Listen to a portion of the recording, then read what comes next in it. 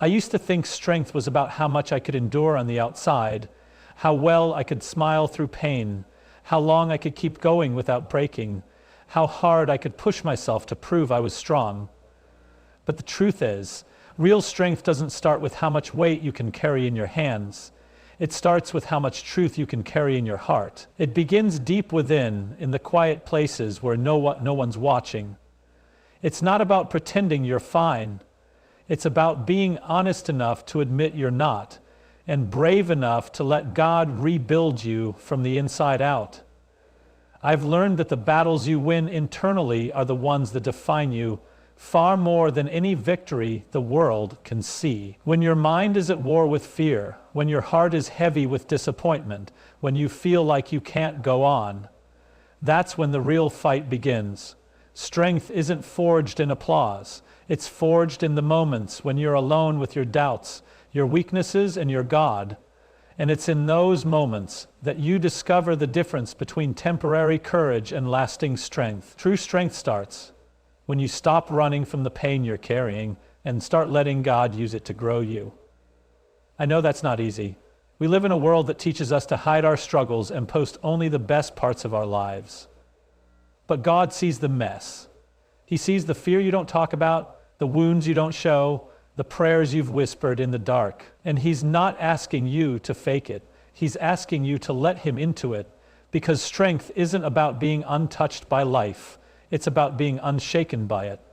I can't tell you how many times I've tried to handle things my own way, thinking I could just push through without fixing what was broken inside me.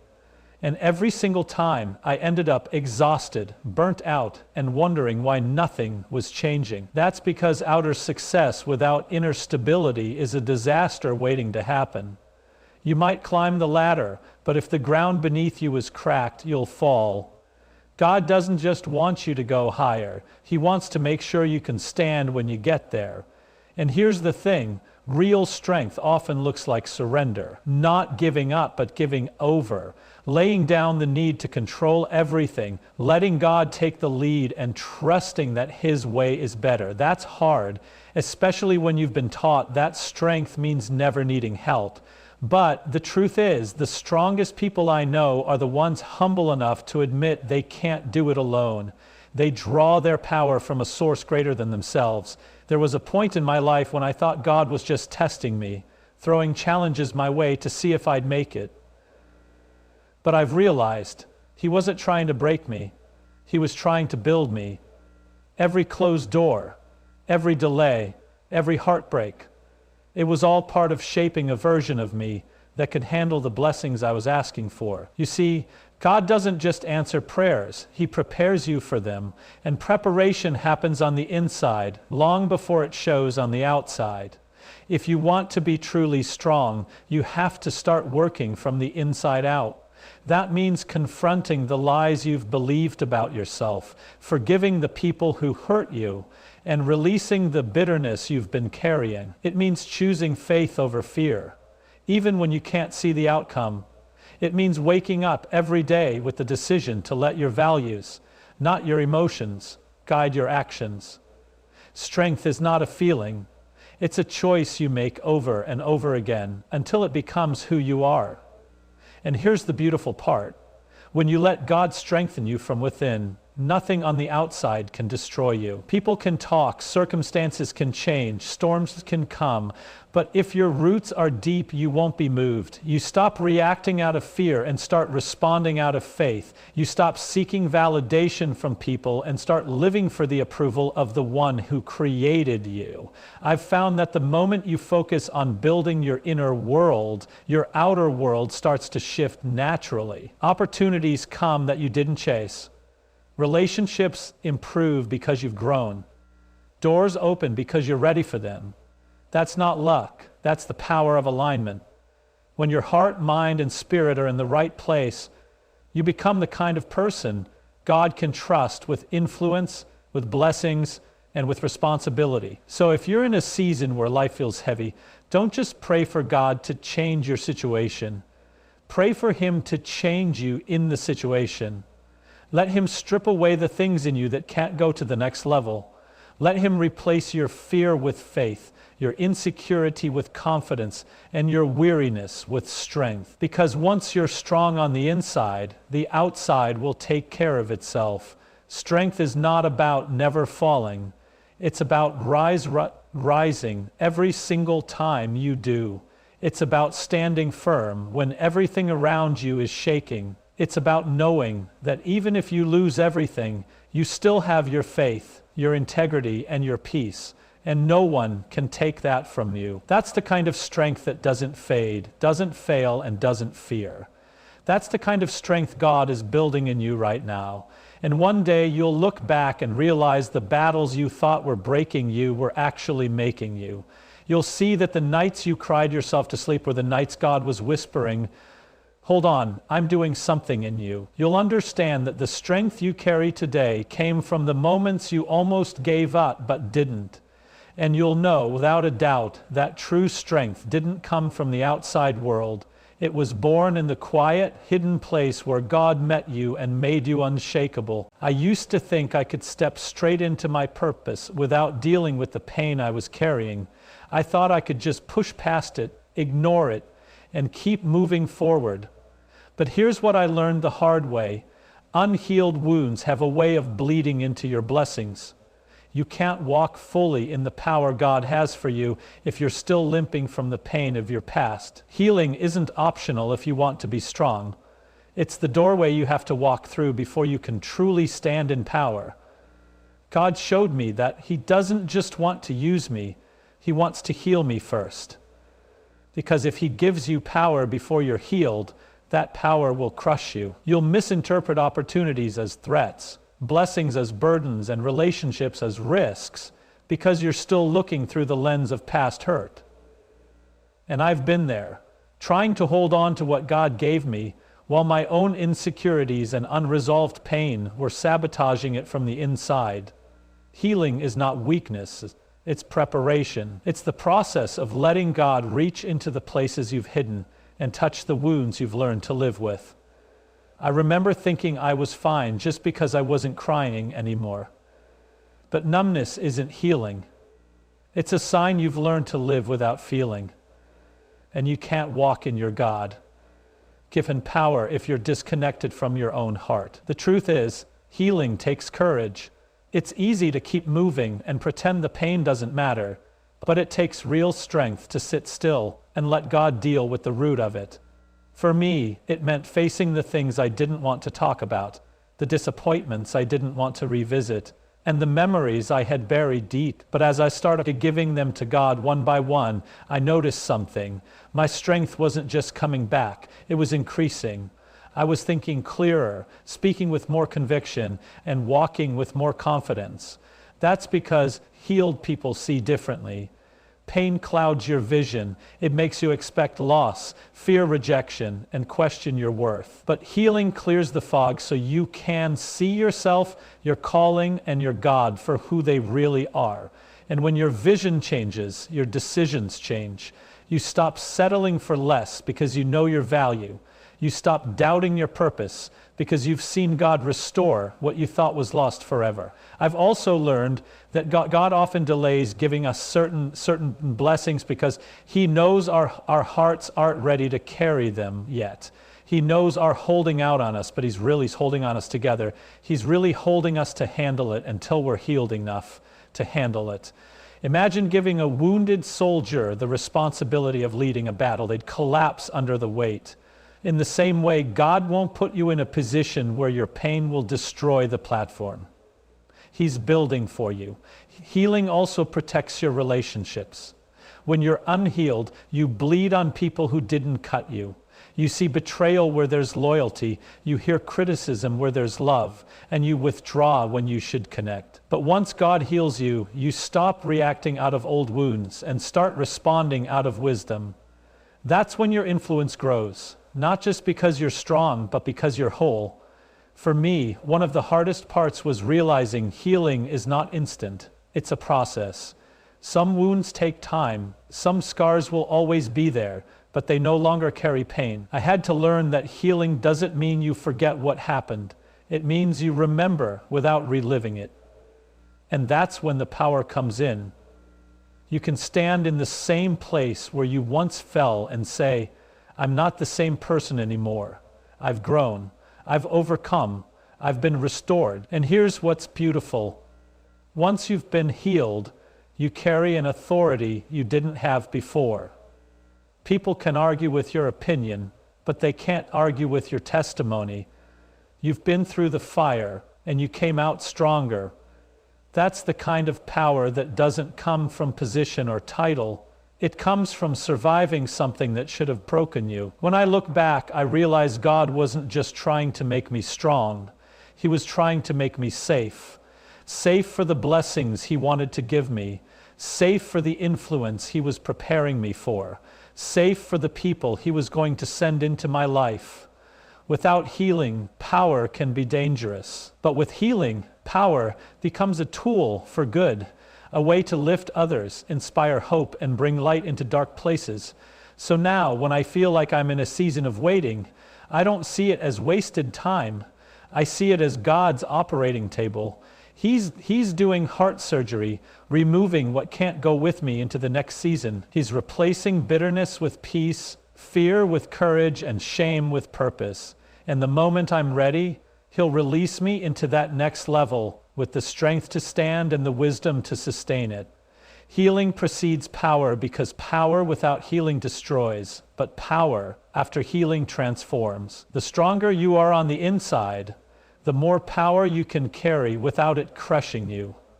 And when that moment comes, when you finally step into the thing you were made for, you'll know it was worth every tear, every prayer, and every hard conversation with God.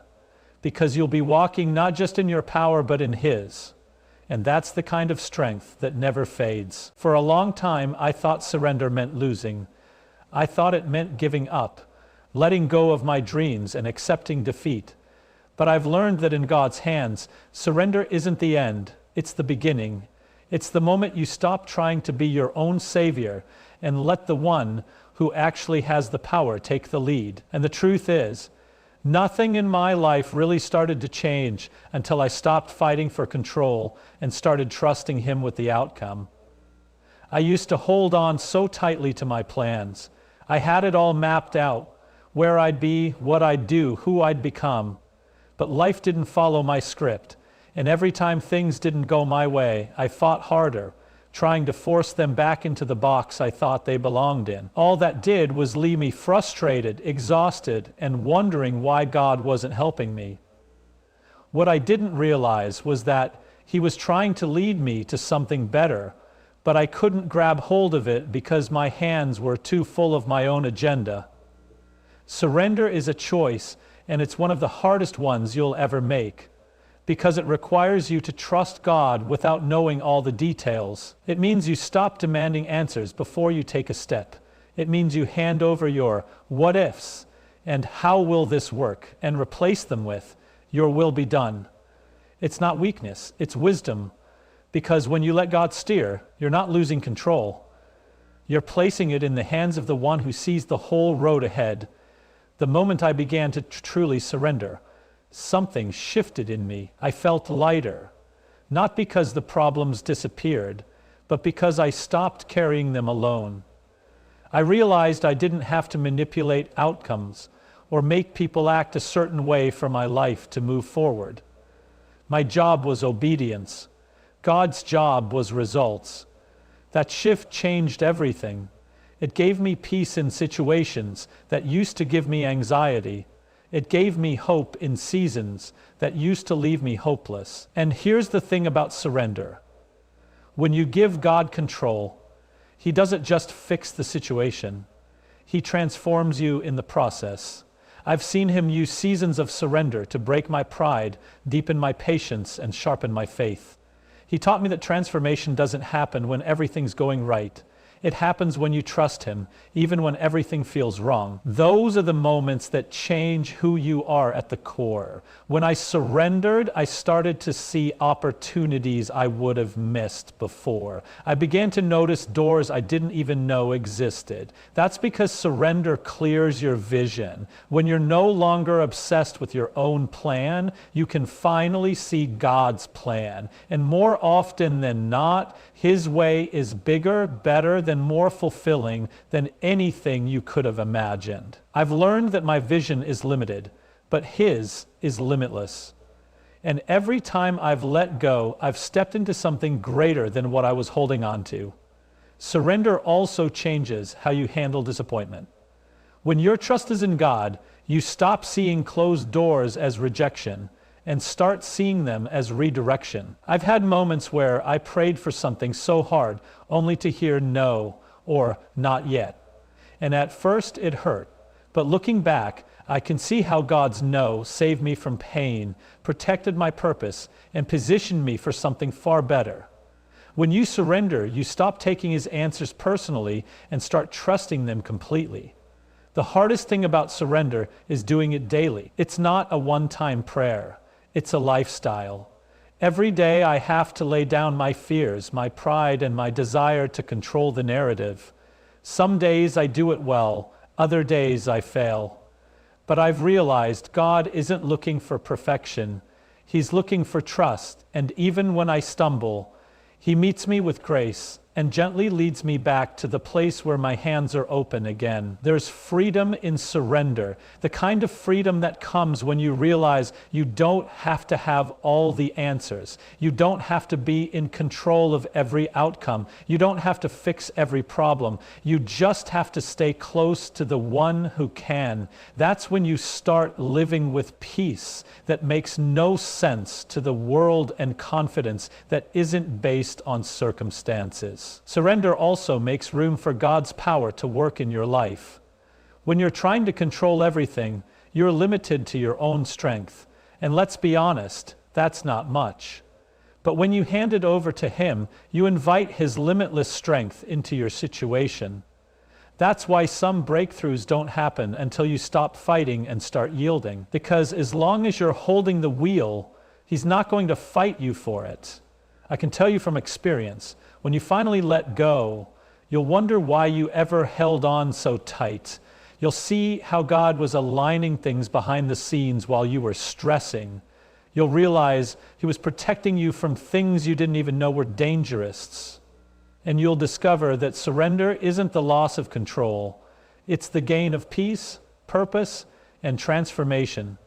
The most powerful version of you will never come from controlling everything. It will come from trusting the one who controls it all. Surrender unlocks transformation because it allows God to work on you while he works things out for you. And the more you release, the more you'll receive. Not because God suddenly starts blessing you, but because you finally have the space to hold what he's been trying to give you all along.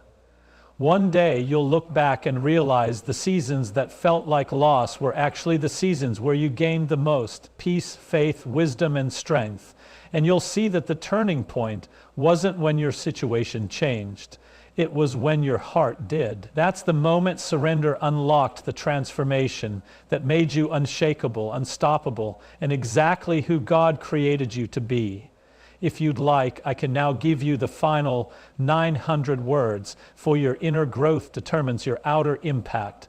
So all 4 points read as one complete. Watch time, optimize narrative. Would you like me to do that next? I've learned that who I am on the inside determines what I can do on the outside. For a long time, I thought impact came from position, influence, or opportunity. I thought if I could just get the right platform, meet the right people, or step into the right room, everything would change. But I've seen people get those opportunities and lose them just as quickly, not because they weren't talented, but because they weren't ready inside. The truth is, your outer world can only grow as much as your inner world can handle. You can't build a skyscraper on a shaky foundation, and you can't build a lasting life on an unstable heart. I had to realize that inner growth isn't optional, it's essential. If you don't deal with your character, your values, and your mindset, the success you get will crush you instead of carry you. And that's the thing. God is more concerned with who you're becoming than what you're achieving. Because He knows if you grow on the inside, the impact will naturally follow. There was a season in my life where I was chasing impact without investing in growth. I wanted to inspire people, help others, and make a difference. But inside, I was still battling insecurity, impatience, and pride. I thought I could mask it with ambition, but people can feel what's real and what's not. The most powerful messages aren't the ones you just speak. They're the ones you live.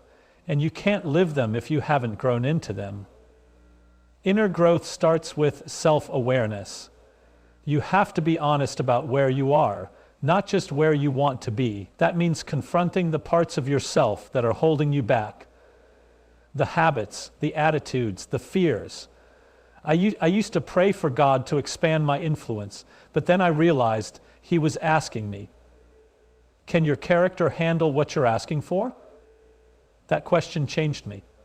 Because it's one thing to step into a room of opportunity.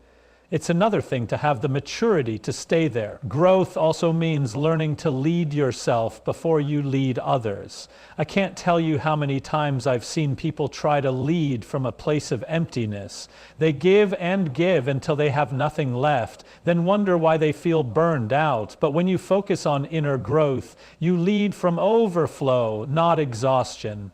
You pour into others without draining yourself because you've been consistently filling your own soul. So that's the kind of leadership that lasts.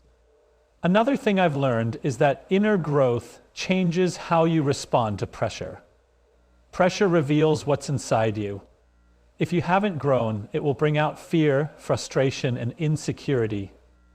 But if you've done the inner work, pressure will bring out wisdom, patience, and resilience. I faced moments that could have broken me, but because of the growth God had already done in me, those same moments became proof of His strength in my life.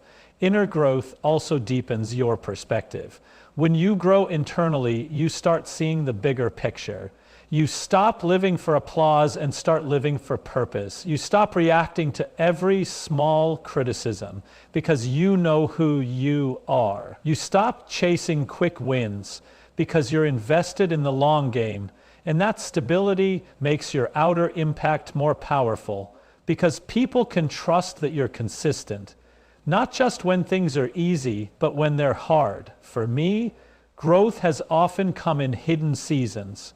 Seasons where nothing exciting was happening on the outside, but everything was changing on the inside. Those were the times God was building my patience, teaching me discipline, and refining my character.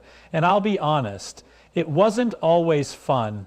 Growth can feel slow and frustrating, especially when you want visible results. But I've learned that those hidden seasons are where the deepest roots form, and roots are what keep you standing when the storms come. The more I've grown inside, the more I've realized that impact isn't just about what you do. It's about who you are while you're doing it. You can say all the right words, but if they don't come from a place of authenticity, they won't last. People are drawn to growth, not perfection. When they see you walking through your own process, it gives them permission to walk through theirs. That's impact you can't fake. And here's the beautiful part. When you prioritize inner growth, you don't have to chase impact. It finds you. Opportunities come because people can see you've built something real. Relationships deepen because you're showing up as your true self. Influence expands because you're someone God and others can trust. You're not just making noise, you're making a difference. I've come to understand that my outer impact will always be a reflection of my inner health. If I'm growing, my influence will grow. If I'm stagnant, my influence will stagnate. So now I focus less on chasing the next big thing and more on becoming the kind of person who can carry it when it comes. Because the goal isn't just to arrive, it's to thrive when you do. The world will try to convince you that impact is about being seen. But the truth is, The most powerful impact often starts when no one's watching. It's in the small decisions, the daily habits, the quiet prayers. It's in how you treat people who can't do anything for you. It's in the way you stay faithful when no one's clapping. Those moments shape you. And when the spotlight finally hits, what's been growing in the dark will shine brighter than you ever imagined. One day, you'll look back and realize the impact you made wasn't just in the big speeches or the big achievements. It was in the way you lived every day. And you'll know that it wasn't your outer circumstances that made you powerful. It was the growth God cultivated inside you when no one else could see it. Because at the end of the day, your influence is only as deep as your integrity. Your reach is only as wide as your roots. And your impact will only be as strong as the growth you've allowed God to do in you first. When you get that right, your life stops being just about success. It becomes about significance. And that's the kind of impact that lasts long after you're gone.